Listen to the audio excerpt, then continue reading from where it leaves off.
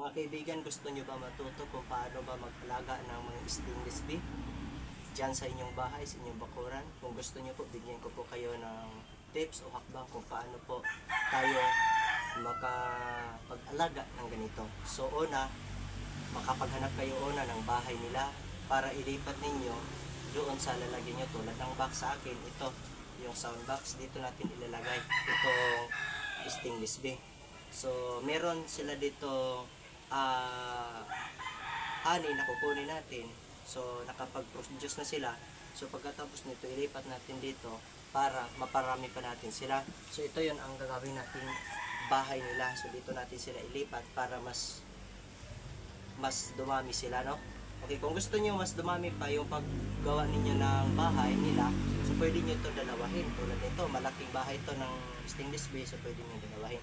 So ngayon ipapakita ko sa inyo kung paano natin sila mapangalagaan ng mabuti. So para hindi sila masira, so ilagay natin dito na maayos. Okay po, sundan niyo lang po ang video. Ilagay na po natin dito itong bahay na to. Tuklapin natin, pagkatapos yung iba ilagay natin dito para mapalipat natin sila, mga kaibigan. Okay po. Ito mga kaibigan ang ilagay natin dito para mapalipat na sila dito na sa panibagong bahay. Okay, ito na yon.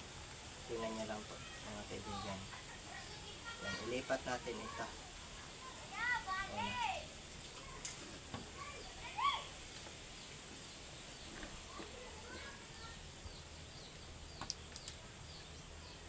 So ito yon ang na-produce nila na honey na ano natin, ilagay natin dito maya sa sisidlan.